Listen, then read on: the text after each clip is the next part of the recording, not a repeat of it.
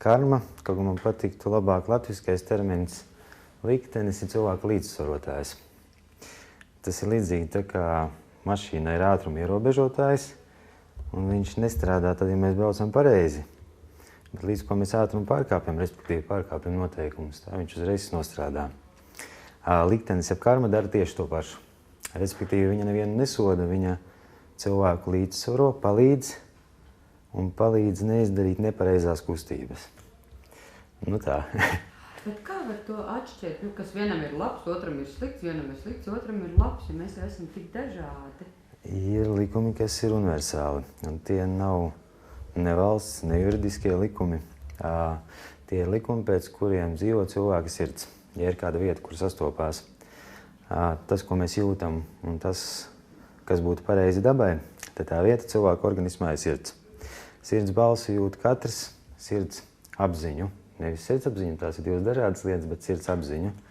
Un ja mēs rīkojamies ar to, ja mēs to ņemam kā vadmotīvu, tad cilvēks ievēro universālus likumus. Tas nozīmē, ka viņš rīkojās saskaņā ar sevi un ļoti skaidri jūt, kur ir tā robeža, kuras nevar darīt pāri otram cilvēkam. Šajā vietā ir pareizība, viņa ir ļoti precīza. Es varbūt tā mītiski izstāstīju, bet viņa ir ļoti precīzi taustāma. Bet jā, kādēļ viens, kurš kaut ko nodara, viņš jūt, viņu grauž tas un vienu negrauž? Tas ir ļoti vienkārši.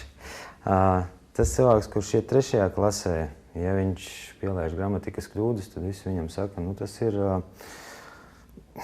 normāli. Ir dažādas mācības, viņās iet vieglāk, grūtāk. Savukārt, ja to pašu dara 7. tad to var redzēt jau ļoti aktīvi.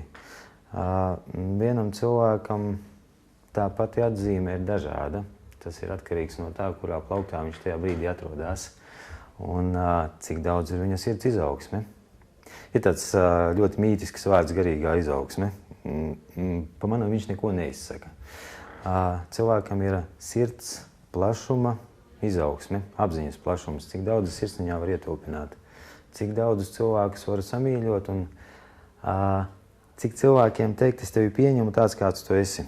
Šis ir kritērijs. Tas ir vienīgais izaugsmes kritērijs.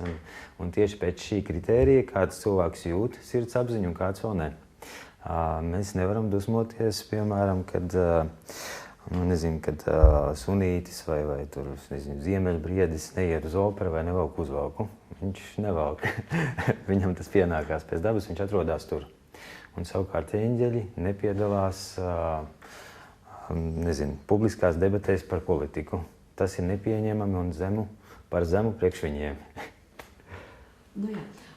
Tad kādi tad ir tie cilvēki pārsniedz braukšanas ātrumu 50 pilsētā? Kā viņi apstādina tie karma? Jā, viņu līdzsvaro un viņam palīdz. Es zinu, ka mēs dusmojamies policistiem. Es arī tā kā mūs apstādina par to, ka pārsniedzam ātrumu, ja bija ko citu. Bet īstenībā šis cilvēks tajā brīdī man neatļāva piedalīties avārijā. Viņš mani paglāba. Un ja man likās, ka tas sots ir smags manam ģimenes budžetam, tad īstenībā, ja es pareiķinātu, kas būtu, ja es būtu turpinājis to darbību, tad tā bija palīdzība. Vēl vienreiz atkārtošos, karma nav nekas, kas cilvēku sodītu, bet gan kas cilvēku līdzsvaro, palīdz un neatļauj izdarīt to darbību, kas cilvēkam pašam ir regresīva, kas viņu degradē.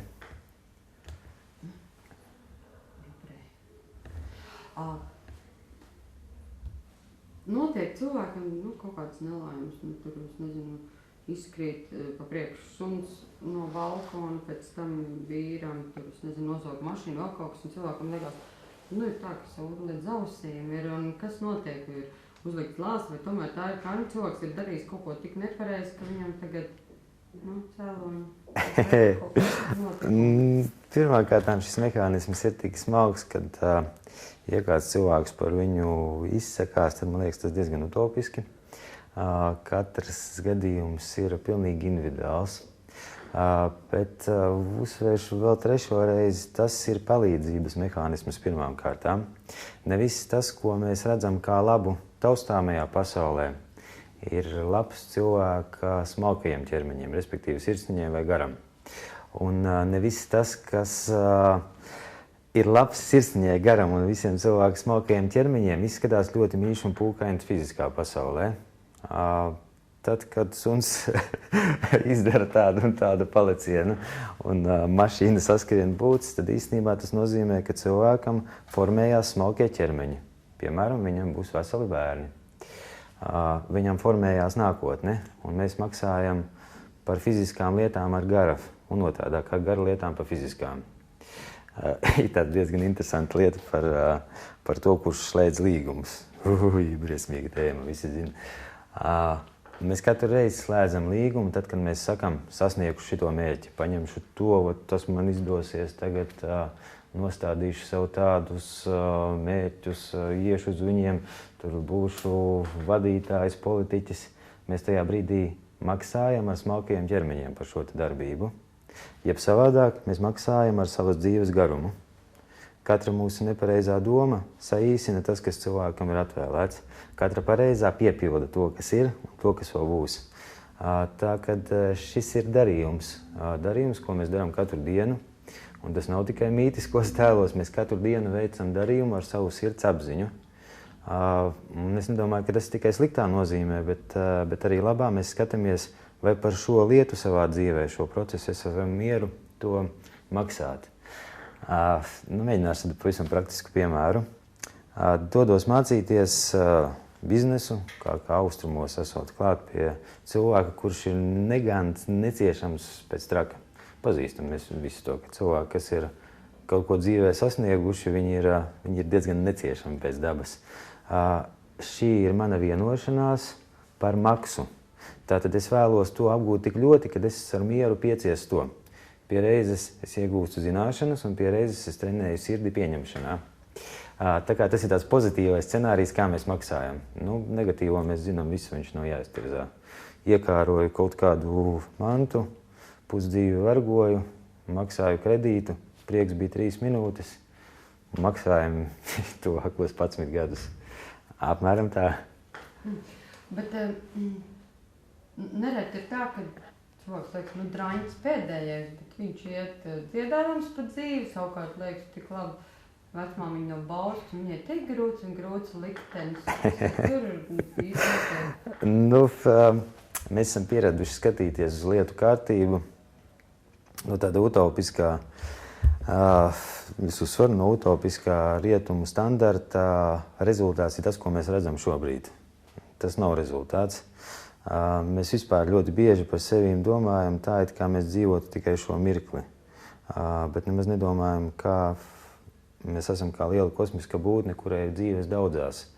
Un tas, kas ir grūti šobrīd, nebūtu nenozīmē, ka viņš ir tāds ir uz priekšu un otrādāk. Apmēram tā, ja cilvēks ir dzīvojis krietnu dzīvi, ar visiem dalījies, dāvājis, daudz devis ziedojumus, tad visdrīzāk nākošajā dzīvē viņš piedzimst Šveicē vai kādā, Norvēģijā, tik labi neorientējos, sociāli nodrošinātā vidē. Pie turīgiem vecākiem viņam viss būs ļoti labi. Savukārt, ja viņš ir darījis to, ko mēs tikko kā runājām, sasniedzis mērķus, tur gājis, dabūjis varu, naudu, ir bijis ļoti spēcīgs, bijis ir augstprātīgs citiem cilvēkiem, skaties tā no augšas, tad drīzāk viņš piedzims vai Krievijā vai Latvijā, kur viņam būs jāizdzīvo, jāskatās, kā ikdienu vilkt un jāpiedzīvo visi piedzīvojumi, lai viņš varētu tagad trenēt. Pēdējā laikā to var pamanīt kaut ko tā spēcīgāk nodomā vai izdari, pēc tam kaut kāda līdzīga situācija tev piemet. Un tas liek domāt, ka Dievs tā kā nevērs uz tā kā nākamo dzīvi, bet tad jau viņi te pat visu laiku pakausī elpo. Jo diezgan daudz cilvēku tieši par pēdējo laiku saka, ka kaut ko ne tā izdarīja un pēc tam atspēlēs līdzīgu situāciju. Ir tāds labs teiciens franču valodā. Mēģināšu viņu ātri pārtulkot latviski. Laikam vairāk laika nav. Tas būtu diezgan precīzi. Cilvēks ir apveltīts ar brīvu izvēli un ar brīvu gribu. Šie vārdi nav sinonīmi, jeb šie divi teikumi. Brīva izvēle ir tad, kad es izvēlos lasīt to grāmatu vai lasīt to grāmatu. tā ir izvēle un tā nav griba. Brīva griba ir tad, kad es piedodu emociju, tad, kad es saku ļoti gribu to grāmatu un es darīšu visu, lai dabūtu tieši to grāmatu. Tajā brīdī mūsos ieslēdzās plus sastāvdaļa, kas nozīmē, es prasu svētību, tātad ieslēdzu gribu. Nepavelti cilvēks baznīcā vienmēr prasa mācītājiem, dodiet man svētību tam un tam darbam. Kāpēc viņam ir tik svarīgi, lai viņam dod to svētību? Viņš taču varētu darīt pats. Līdz ko mēs pieslēdzam gribu, tā šī lieta materializējās krietni ātrāk, un viņa saka, tu tiešām padomāji, ka tu to gribi? Nu, ja padomāji, tad rekuņem. Tātad tas, ko es daru emocionāli, un tas, cik smalkā vibrācijā šobrīd atrodas pasaule, kas nav nekas mītisks, cik ātrā smalka vibrācija, tas ir kustību ātrums vienā laika vienībā. Viņš ir stipri paaugstinājies. Tad šajā laikā katra mūsu doma vairs nav tikai doma, bet jau ir griba. Un viņa materializējās krietni ātrāk. Tā kā savu priecīgo domu, pēc galvenais nodomu, gala rezultātus mēs redzam uzreiz. Kā aizšauj garām, tā uzreiz pausi. Kā jau teicu, nevis sodot, bet padomā vēl vienreiz, vai tas virziens ir tas, kur tu tiešām gribi iet. Kā izdarīju kustību pareizo priekš cilvēka sirds, kā jau teicu, nevis kaut kādu kopējo. Tā cilvēks uzreiz sajūta siltumu sajūtu un nemazi viņam vieglāk nepalika uzreiz dzīvē, bet viņš sajūta, ka es daru pareizi, sirds mierīga palika. Tā ir liela atšķirība. Nevienmēr mums dod konfekti. Sajūta sirds mieras ir krietni svarīgāka. Nu, tā ļoti patētiski izklausījās. Jā, un tad vēl par to, kādu tad labumu vai sirds mieru var dot, kad ir bērni mirst ģimenēs. Tā nav arī vecāka domā, ka tā ir kaut kāda karma un tā vakar man arī sanāca tieši tādu filmu skatīties, tādēļ tās domas tādas veisās. Ko no tā var iegūt vecāki? Ja tas, ko mēs runājām jau sākumā, ir ļoti nepateicīga tēma komentēt šīs lietas, jo tas cilvēks, ar kuru notiek kaut kas dramatisks un briesmīgs, viņš neskatās uz sevi, viņš neskatās uz situāciju, viņš nesaka paldies, lai cik tas smagi neizklausītos debesīm par ļoti, ļoti sūro maizi tajā brīdī. Viņš atrod cilvēku, uz kuru es drīkstu oficiāli dusmoties tajā brīdī. Dziednieks, tulkotājs, skaidrotājs vienmēr ir šī persona. Tā kā es ļoti nelabprāt atbildu šo jautājumu, bet Bībelē skaidri teikts, tā kunga ceļi ir neizdibināmi. Tulkot katru individuālu gadījumu ir ļoti, ļoti nepateicīga lieta, un tas nav jādara. No tā ir jāsaprot tikai viena lieta. Nav tā, ka tajā brīdī kāds tur augšā būtu aizgājis gulēt vai diendusā vai, es nezinu, inventarizāciju taisījis. Viss ir paredzēts, un daudzas no tām lietām, ko es pasniedzu, es viņas esmu izjūtis tiešā vārda nozīmē uz savas ādas. Tas ir treniņš, ja reiz tu gribi to pasniegt, tad trenējies ēst arī to rūgto daļu, un tā arī katram cilvēkam. Ja tu izvēlējies nākt uz zemes, tad rēķinies, kad uz zemes nāk visi tie, kuriem ir jāstrādā. Pārējie iet uz mītiski izklausās, bet uz citām planētām. Cilvēkam ir izvēle darīt to vai citu grūto darbu. Un tad, kad mēs atnākam kādu vēselītu uz zemi, tad mēs izvēlamies, cik lielā aplī mēs izdarīsim eksperimentu. Vai mēs izejam šitādu, vai mēs izejam šitādu. Cilvēks, kas nav sirdī drosmīgs, viņš nepārkāp zināmu komforta zonu attīstībā. Bet tas, kurš grib būt revolucionārs, viņš ieskrien ļoti tālu. Un viņš zina, ka viņš dabūs visu iespējamo par savām izdarībām, bet viņš tāpat to dara, jo viņš ir drosmīgs. Cilvēki, kas sastopās ar šīm lietām, pavisam noteikti kādreiz ir darbojušies ar lieliem apjomiem un lieliem rakursiem, kas atsaucās gan uz viņiem, gan uz viņu pēcnācējiem. Un pateikšu tādu pavisam personisku lietu. Tad, kad cilvēks izdara kaut ko izteikti nepareizu attiecībā pret dabu un pret visumu, tad viņš pats dusmīgi dabūja pausīm, kā sajūta, tieši uz tik tas bija nepareizi. Bet šis cilvēks vienlaicīgi vēl ir mēdījis. Es domāju, tāpat kā masu mēdīji.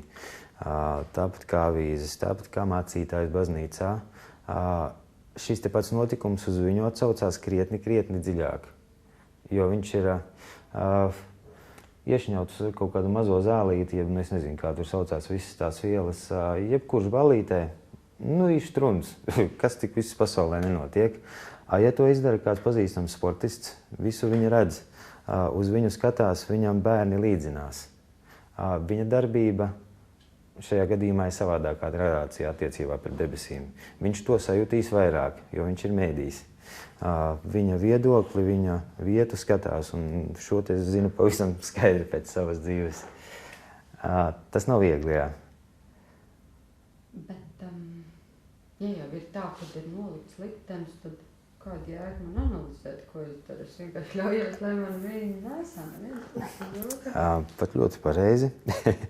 Tad, ja mēs mēģinām ticību uztvert ar prātu, tad tur nekas nesanāk, tādēļ, ka sirds tajā brīdī nestrādā. Liktenis ir cilvēkam kā schēma, apmēram tā kā tās izkrāso pats grāmatās, kurā ir zināma kontūra, bet krāsot es viņu varu dažādi. Ja es viņu ļoti spilgti izkrāsoju, tad arī tā kontūra izmainās. Apmēram tā izskatās liktenis, un viņā cilvēkam ir jāpiedalās ar labāko sevis kvalitāti, kāda vien man ir. Un nav jāanalizē, kuru viņš ved un kā viņš izskatās. Ir pats svarīgākais pie jebkura notikuma vispirms pateikt paldies. Nāk pretī notikums, ļoti kaifīgais un priecīgais. Saku nevis paldies uz turieni, bet vispirms uz augšu par to, ka ir šis notikums, un pēc tam cilvēkam vai notikumam.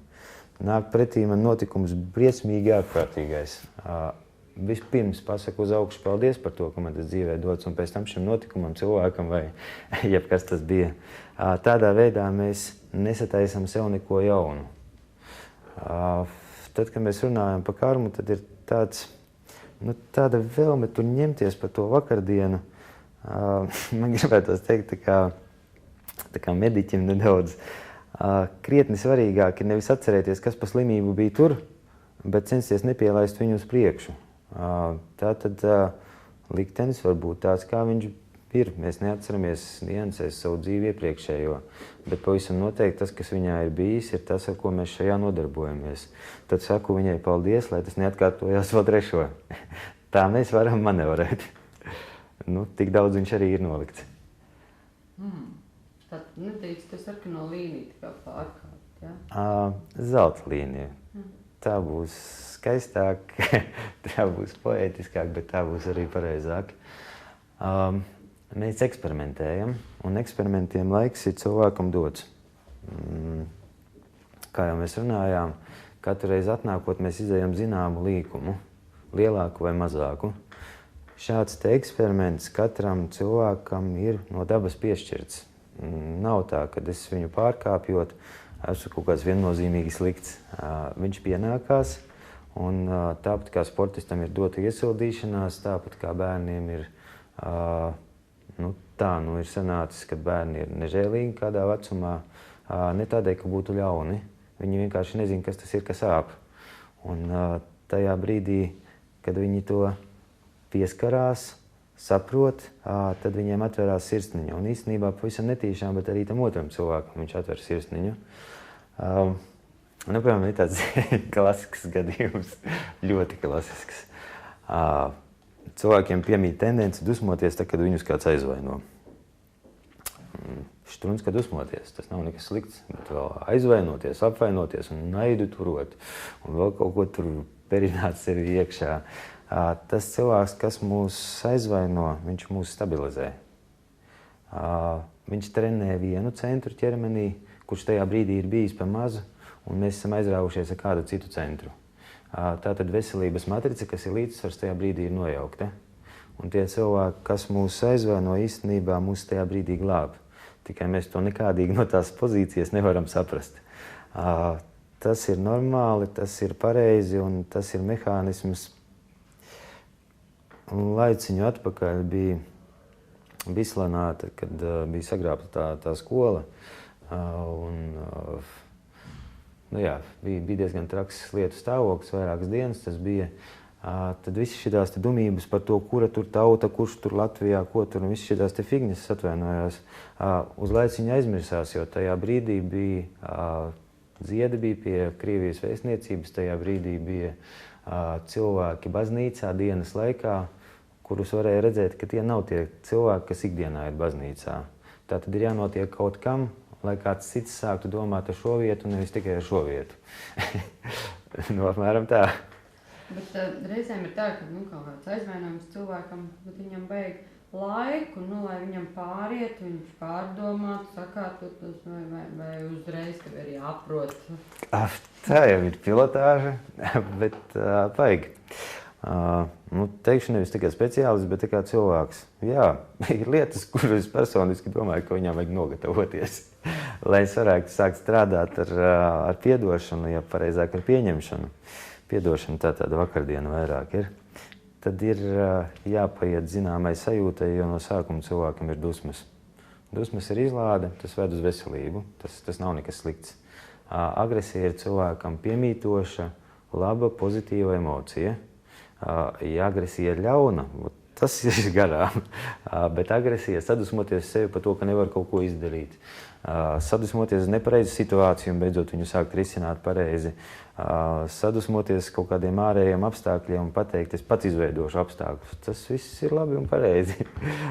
Bet aizvainoties un teikt dzīve netaisnīgi pret manīm, tā darīt var, tikai būs viņa vēl netaisnīgāka no tā cilvēka viedokļa. Un tad, ja es paskatos uz savu dzīvi un saprotu, esmu savārījusi baigās iepas, un es no šodienas pēkšņi gribu visu mainīt, man ir dotā iespēja vai nav dotā? Man gribās kaut kā tā ļoti optimiski teikt. Bezgalīgu reižu skaitu. Un pats galvenais neciklēties uz to, ka es tagad kaut ko tur laboju. Pats galvenais ir darīt kaut ko, pirmām kārtām to, kas sakrīt ar cilvēku iekšējo dabu. Otrām kārtām tas, kas dod gaismu kādam citam vairāk kā tikai man. Mēģināšu izskaidrot drusciņ sīkāk.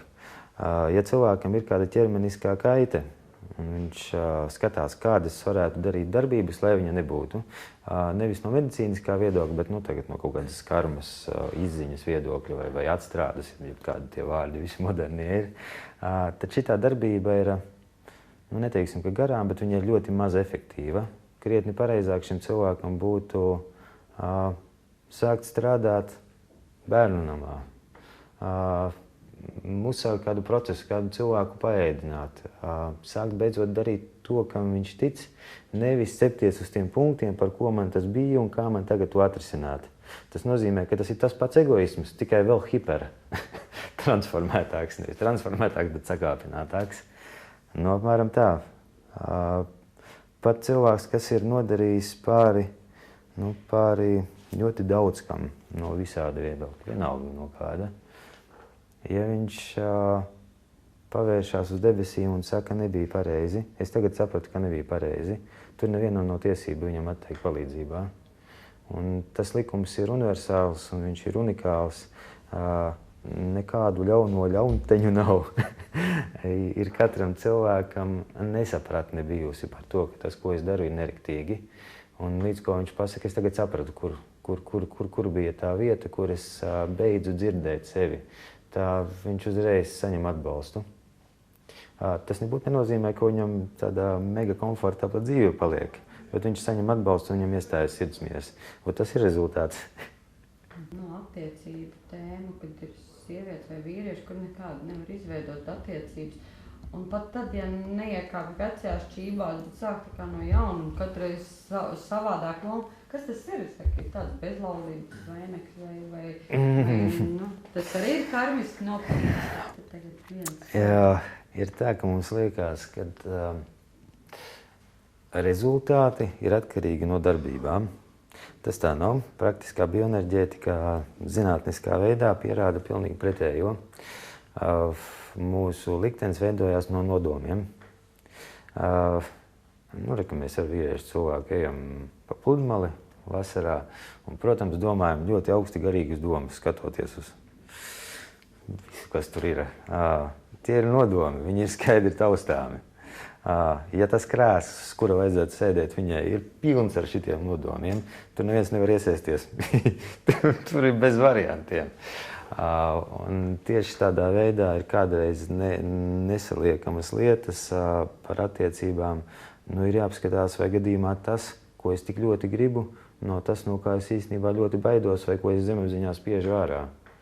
Tad, kad mēs kādam cilvēkam sakam nē, tas izskatās ne tikai tādā fiziskā līmenī. Smalkajos plānos neizskatās krietni dramatiskāk. Tas ir kā šī cilvēka pilnīga nepieņemšana. Un ir ļoti jāskatās, lai mēs šo cilvēku arī sakot nē, samīļotu un lai šis process būtu vienlaicīgs. Tad tas krēsls jau atbrīvosies un tur varēs kāds iesaisties. Par sievietes un vīriešu attiecībām, kā tas izskatās bioenerģētiski un kā tas atsaucās uz likteni un dzīvēm, nu, tas ir atsevišķa raidījuma apjoms. Viņš ir ļoti liels. Pirmkārtām jau sākot no tā vien, kad sievietes un vīriešu smalkie ķermeņi izskatās savādāk. Vismaz uz to laiku, kamēr mēs esam tajā vai citā ķermenī iemiesojumā. Viņi ir dažādi, un tas, ko mēs mēģinam pieprasīt no tā cilvēka, ir tas, kas viņš nevar būt, jo viņam nav 3 roku vai nezinu, 6 kāju, bet viņam ir 2 un 2. Un tas, ko mēs mēģinām prasīt, lai nomierinās un beidzot sāk loģiski domāt viņa, nav tas, kas viņai ir piemītošs no dabas. Tur drīzāk ir šitais punkts, nevis kaut kādas karmiskās lietas.